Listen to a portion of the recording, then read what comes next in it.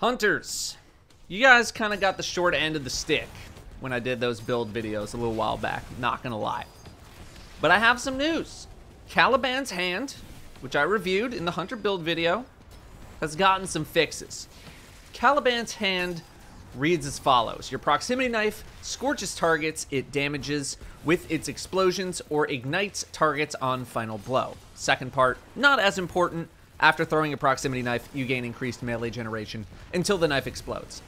Previously, in PvE, you needed to kill with the knife itself in order to trigger the ignite effect. Simply hitting with it and letting the explosion of the knife do the final blow would not restore your knife through knock 'em down, nor would it ignite anything. This, for me, is why I did not really want to pursue any sort of builds with this exotic in PvE. I would rather just use young Ahamkaras, as boring of an option that it was. But, thanks to patch 4.1.5, this has now been fixed. If you throw a knife and don't get a kill, but the explosion from the proximity knife does get a kill, this will now properly trigger knock 'em down, which means your knife will be restored. However, killing a target via the Scorch from the explosion of the knife will not trigger a refreshed knife, which, makes sense, no problem with that. This solves the main issue that I had with this exotic in PvE. The explosion from the proximity knife often ended up killing things around the target that I was aiming for. So I would kill the main target with a knife headshot, the proximity explosion would go off at the same time, killing things in the immediate area of that initial target, and then the target that was killed with the actual knife exploded after the fact. So most of the time, this meant that the ignite was completely meaningless, which is why I thought the exotic was just not very exciting. The increased regeneration is nice, but I think that's more of a PvP thing, because in PvE, you're not really setting up traps too much, you're just sort of flicking your knife as soon as possible. Which means, hooray! Now this is an exotic that I actually want to use in PvE, so let's make a build for it. Aspects and fragments. What are we going to work with? Well, let's set up a Gunpowder Gamble based build first, and then see if we have more fragments that we would want to include. We need Knock 'em Down for the Radiant Melee refresh, so we are guaranteed at least 3 fragment slots, regardless of what we're going for. So in my eyes, this is an exotic where I want to boost the ignite effect as much as possible. The entire purpose of this exotic is to get kills, to make things ignite. We're not going for scorch stacks or anything like that. We could, but I don't think it's the greatest idea.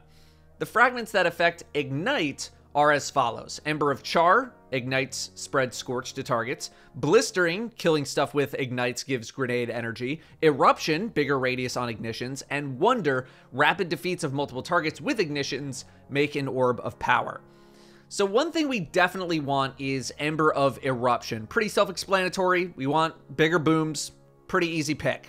We also want Ember of Torches, because even though it has nothing to do with Ignite, it's the thing used to restore our throwing knife, because we need to be Radiant to proc Knock 'em Down. Otherwise, you're going to have to go through some sort of other effect, but Ember of Torches is very good.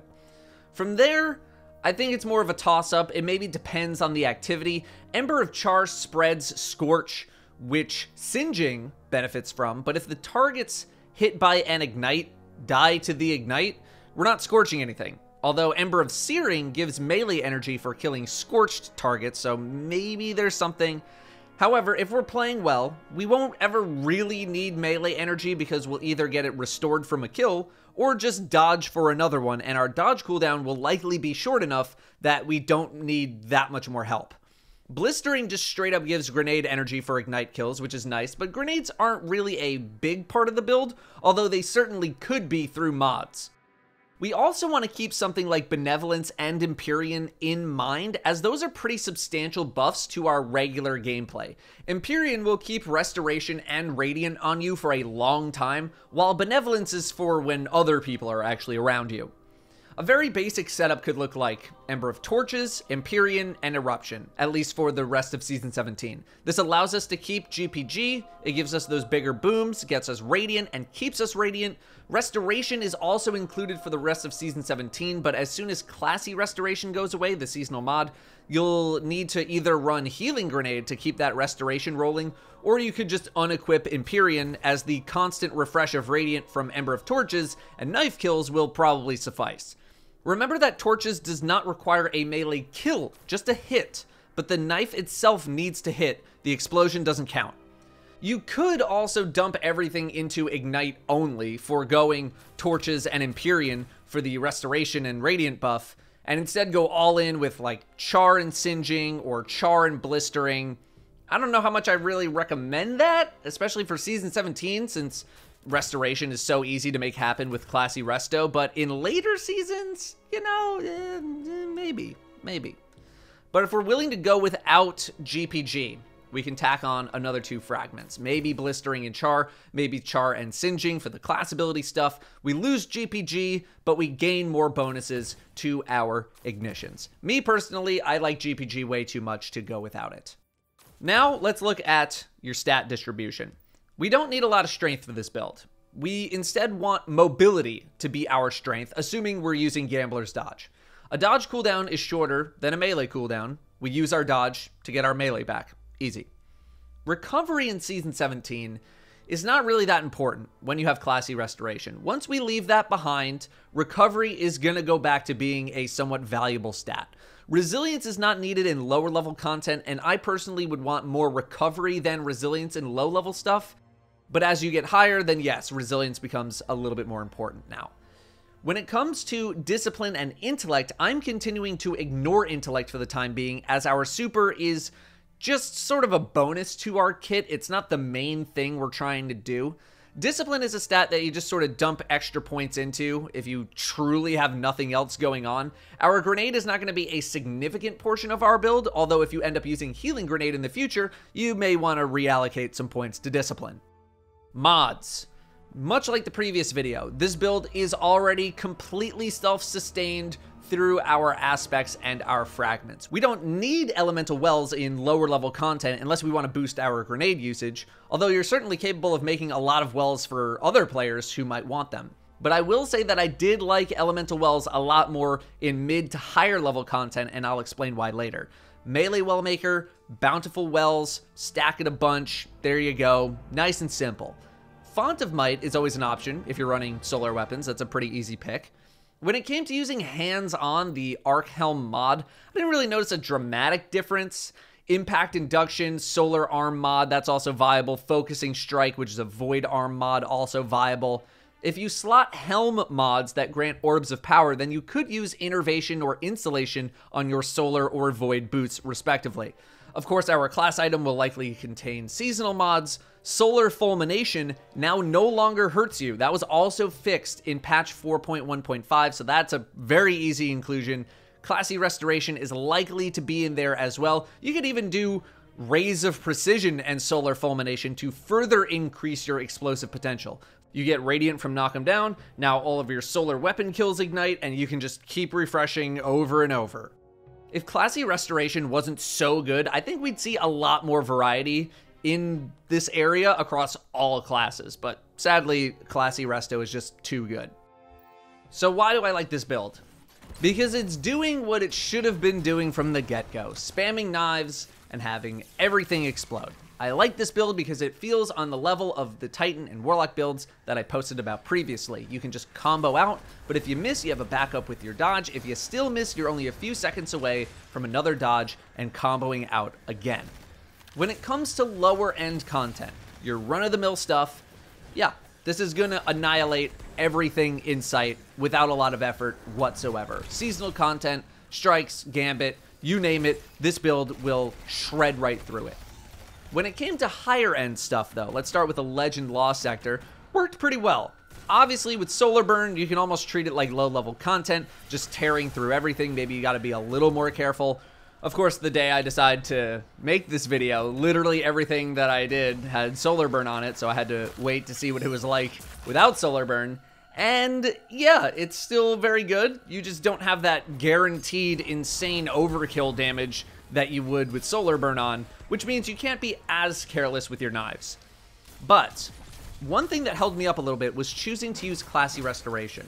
Using your dodge to get health regeneration rolling means whiffing with a knife hurts a lot more.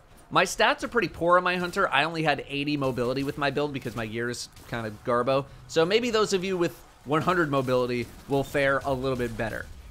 In Master Law sectors with Solar Burn, it was still effective, still had to play it a little cautiously because things hurt more, but it still worked just fine. You know, it was killing the things that I wanted it to kill, low-level enemies, which then exploded and then killed other things. Exactly what I wanted it to do, nothing more, nothing less. Without Solar Burn, you need to be a little more precise with your throws, like I mentioned earlier. Maybe weaken some enemies beforehand, but it'll still get things done. Where I was not as impressed was in a Grandmaster Nightfall. The way I judge builds in a Grandmaster Nightfall experience is based on whether or not I need to tell my teammates to let me do something. Anytime that happens, where I need to tell my teammates to intentionally go slower or let me take the lead, that's usually where I end up having an issue. This build suffers from an enemy density perspective. Example, Warden of Nothing. It was the Grandmaster of the week when I was doing this video. Of course, it has Solar Burn, so it skews some of that information, but even with Solar Burn, I wasn't the most confident in using the build, and that's for a couple of reasons. The first reason was my dodge and needing to use it semi-often for classy restoration, which meant it wasn't being used to refresh my melee, which meant if I missed with my melee or didn't kill something, I just kind of stood around looking like an idiot for a little bit. Even with Solar Burn, I still had to damage certain enemies to a point where I felt comfortable throwing the knife, because all it takes to end the combo is an enemy not dying to the knife. Without Solar Burn, you're going to need to damage things even more for reliable ignitions. Sometimes, you shooting an enemy signals to other people on your team to also shoot that enemy, which means the enemy might die before your knife even reaches it, which is definitely a problem I had when running with no communication. But even if I was, in Discord or something like that, what am I going to say to my team? Hey, don't shoot this stuff so I can blow it up with a knife? I don't want to intentionally slow down my team just so I can get a build going. My teammate was running around with a throwing hammer half the time. I'm not going to tell him to stop because I want to do my build. It should just work. And it does work, but it's just slow. In strikes with a bit more enemy density, I'm thinking Devil's Lair is an easy example, this is going to have a lot more value and it's probably going to be very, very usable. But you will definitely hit some times where you throw a knife, it's just gone into the ether, and you stand around waiting for another.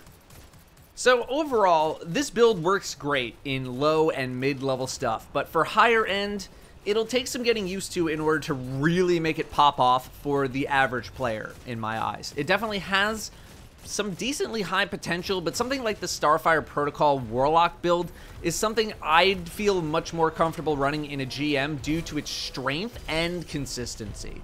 I just found myself having to hide a lot, and making precise throws from your average combat distance in a GM can be pretty tough, not to mention using a dodge to actually get your melee cooldown back. It's not exactly the best idea to be running up close to enemies. But in most other pieces of content, even normal mode raids, even master raids, if you're around the same level of the master raid, this build should treat you very, very well. Now for you PvPers out there, Cool Guy has done a fantastic video, 2 videos actually, on Caliban's Hand. They are both linked in the description. Feel free to check them out at your leisure. If you've been wondering why your entire team has been exploding in the Crucible, this will probably educate you. Thank you very much for watching. I'll see you next time.